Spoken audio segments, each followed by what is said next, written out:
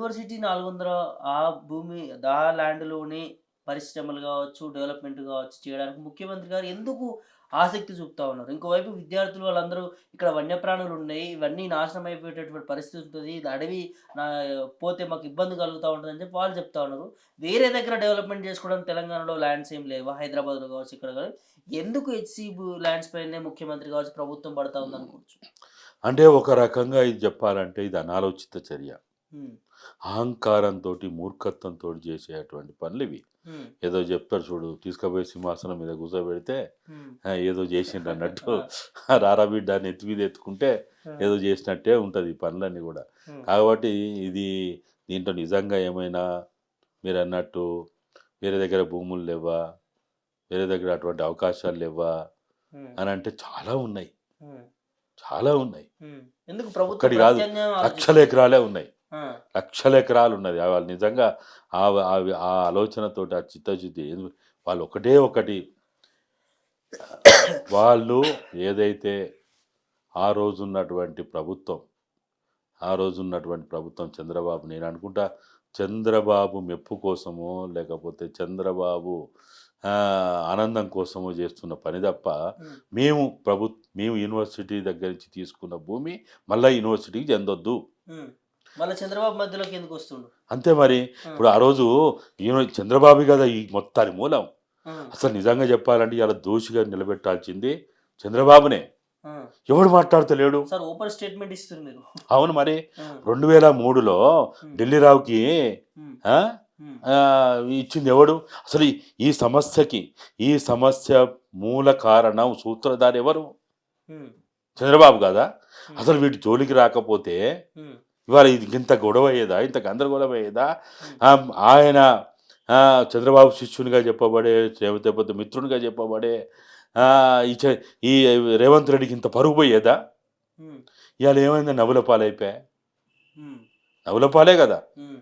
National media గూడా చూస్తా ఉంది. నేషనల్ ప్రజలు గూడా చూస్తా ఉన్నారు దీనికి సంబంధించి. ఇప్పుడు అక్కడ ఎందుకోసం అంటే సెంట్రల్ యూనివర్సిటీ అనేది అది భారతదేశమే గాదు ప్రపంచ నలుమూలలా తెలిసినటువంటి యూనివర్సిటీ అది. అవును. ప్రపంచ నలుమూలల నుంచి కూడా అక్కడ వచ్చి చదువుకుంటా ఉంటారు. ప్రపంచ నలుమూలల నుంచి హ్మ్. బోధన చేసేటువంటి వాళ్ళుంటారు. నాన్ టీచింగ్ స్టాఫ్ ఉంటారు. హ్మ్. అది ఓన్లీ ఏదో మన హైదరాబాద్‌కో, లేకపోతే తెలంగాణకో పరిమితమై, లేకపోతే తెలుగు రాష్ట్రాలకో పరిమితమైనటువంటి విద్యార్థులు అక్కడ ఉండరు. లేకపోతే అధ్యాపక వర్గం ఉండదు. నాన్ టీచింగ్ ఉండదు. హ్మ్. కాబట్టి అక్కడ జరిగేటువంటి ప్రతి విషయము అది నేషనల్, ఇంటర్నేషనల్ ఇష్యూనే. హ్మ్.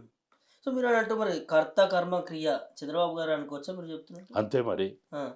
లేపోతే ఈ సమస్య ఎక్కడిది? హ్మ్. ఇయాల ఒక రకంగా హ్మ్. రేవంత్ రెడ్డిని తీసుకుపోయి బావిలో నెట్టేసినట్టే చంద్రబాబు. హ్మ్. ఆ! అంతే అంటారు. లేకపోతే నిండా ముంచేసినట్టే. ఆ! అసలు ఆ 400 ఎకరాల వాడెవడో ఢిల్లీ రావంటోడికి వాడు వాడు ఆ భూమి ఆ సేల్ అగ్రీమెంట్ ఏం చేసిండు? ఇయాల నువ్వు ప్రభుత్వం ఒక సేల్ అగ్రీమెంట్ చేసేటప్పుడు హ్మ్. దాని మీద ఉన్న గెజిట్‌ని ఉపసంహరించుకోవా? రద్దు చేయవా? హ్మ్. ఆల్టర్ చేయవా?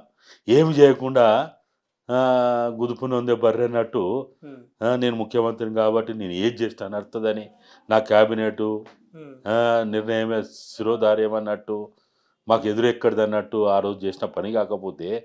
ఏందన్నట్టు అది? హ్మ్. ఇవాళ మనందరం మాట్లాడాల్సింది, మీడియా గూడా మాట్లాడాల్సింది, యూనివర్సిటీ అధికారులు గూడా మాట్లాడాల్సింది, మాకు గెజిట్ ఇచ్చిండ్రా లేదా?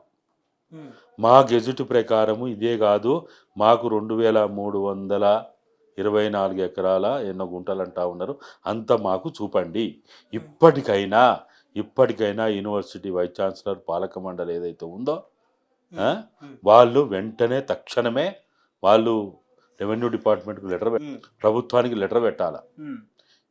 మాకు ఇచ్చిన గెజిట్ ప్రకారం మాకు భూమి చూపియండి. మా హ్మ్. బౌండరీస్ ఫిక్సప్ చేయండి హ్మ్. అని వీళ్ళు ఇమ్మీడియేట్‌గా ఆ పని ప్రారంభించి వాళ్ళు వాళ్ళ బౌండరీని ఫిక్సప్ చేసుకుంటే హ్మ్. ఇప్పటికైనా హ్మ్. జరిగిన ఆలస్యం జరిగింది. హ్మ్. భవిష్యత్తులో ఇటువంటి సమస్యలు రాకుండా ఉండడానికి హ్మ్. ఒక మార్గం సుగమం అయితది. హ్మ్. లేదనుకో హ్మ్. ఇట్లనే ఎవనికి దోచినప్పుడు వాడు, ఏ ముఖ్యమంత్రి బుద్ధి పుట్టినప్పుడు వాడు హ్మ్. మంచిగా కనపడతది గదా! ఇప్పుడు అక్కడ చెరువుల సంరక్షణ కోసమే అడ్డా తెచ్చినామన్నారు. అవును. ఆడ 3 సరస్సులు ఉన్నాయి. ఇది కూడా పాయింటే సార్, నిజంగా నేను 3 అడగాలనుకున్న సరస్సులు ప్రశ్న. ఉన్నాయి అక్కడ. ఆ, ఆ? అవి కూడా అంతరించిపోయే పేరే పరిస్థితి. ఆడ పేర్లే ఉన్నాయి ఆడ. అవును.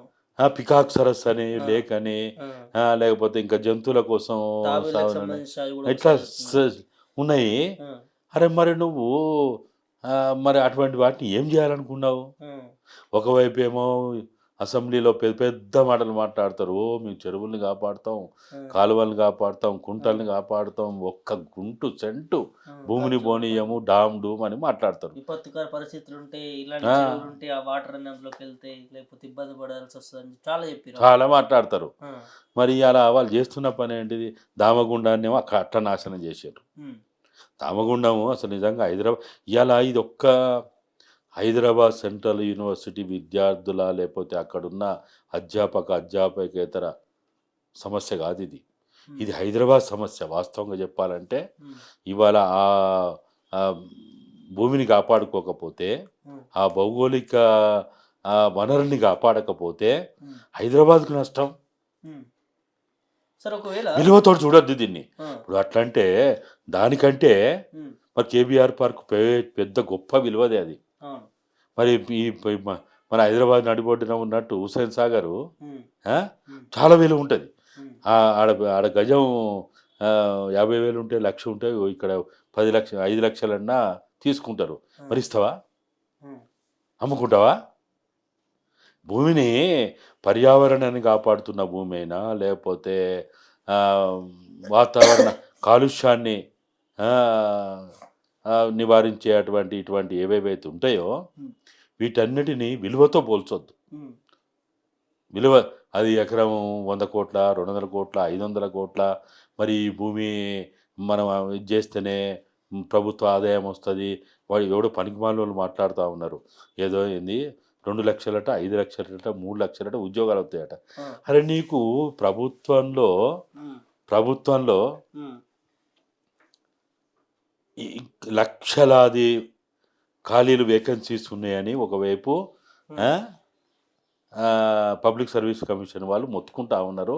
అవును. అనేక రకాలైన నిరుద్యోగ సంఘాల వాళ్ళు మొత్తుకుంటా ఉన్నారు. ఉమ్, ఒకవైపు మనం ఇది చూస్తూ ఉన్నాం. ఉమ్, నీకు ఇక్కడ వేకెన్సీస్ భర్తీ చేయడానికి, ఉద్యోగ అవకాశాలు కల్పించడానికి ఏమో చేత కాదు. ఉమ్, అదట అక్కడట ఉమ్, దాన్ని డెవలప్ చేస్తే, ఆ 400 ఎకరాలు డెవలప్ చేస్తే, ఐటీ కంపెనీలకు ఇస్తే ఉమ్, సుమారు 4-5 లక్షల మందికి ఉద్యోగాలు వస్తాయట. ఉమ్, అరే ఇప్పుడున్న ఉద్యోగాలు కూడా విక్తా ఉన్నారు. ఉమ్, ఇవాళ ఆ, చాలా పెద్ద పెద్ద కంపెనీలు, అవును. ఆ, ఎప్పుడు ఒరాకిల్ ఉంటాయి, లాంటివో ఎప్పుడు ఇంకో పోతాయి. పెద్ద పెద్ద సంస్థలే ఉమ్, మొత్తం ఆ, ఈ కనీసం సమయం కూడా ఇవ్వకుండా ఉమ్, వాళ్ళని విడ్రా చేస్తున్నారు. ఉమ్, ఇదొకవైపు మనం చూస్తుంటే వీళ్ళట కొత్తగా వాళ్ళకట ఐటీ కంపెనీలకు ఇస్తేనట ఇన్ని ఉద్యోగాలు వస్తాయని చెప్పడానికి నోరెట్లు వస్తుందో నాకైతే అర్థమవుతలేదు. ఉమ్, సిగ్గు శరం ఉండాలి, కనీసం ఒక ఆలోచన ఉండాలి, బుద్ధి జ్ఞానం ఉండాలి. ఉమ్, ఈ ఉద్యోగాల ఆశ చూపెట్టి, లేకపోతే సంపద ఆశ చూపెట్టి, రెవెన్యూ ఆశ చూపెట్టి, లేకపోతే ఆ డబ్బులు వస్తేనట 6 గ్యారెంటీలు అమలవుతాయట, ఆ డబ్బులు వస్తేనట ఇంకా మనకేం లోటు లేకుండా సంక్షేమ పథకాలు అమలు చేయవచ్చట. వాళ్ళు అన్నట్టు అదేది తులం బంగారం ఇవ్వచ్చట, మహిళలకు ఇంకేదో ఇవ్వచ్చట, విద్యార్థినులకు ఏదో ఇస్తా అన్నారు కదా స్కూటీలు, డ్యూటీ. అవి ఇవ్వచ్చట. అరే నీవు ఇవి చెప్పడానికి ఏమైనా సిగ్గు ఉండాలి వీళ్ళకి? ఉమ్, అంటే వాళ్ళు ఎట్లా ఎట్లా దాన్ని ఇంటర్ప్రిట్ చేస్తున్నారంటే, ఉమ్, ఈ భూమి అమ్మితే మీకు స్కూటీలు వస్తాయి, ఈ ఉమ్, భూమి అమ్మితే ఉమ్, రేపు మీ పెళ్ళిళ్ళప్పుడు తులం బంగారం వస్తుంది, ఉమ్, ఈ భూమి వస్తే ఇస్తే ఇంకో ఫలాంది వస్తుంది. ఉమ్. ఓరి ఎదవల్లారా మాట్లాడడానికి మీకు సిగ్గు శరం ఉందా ఏమన్నా?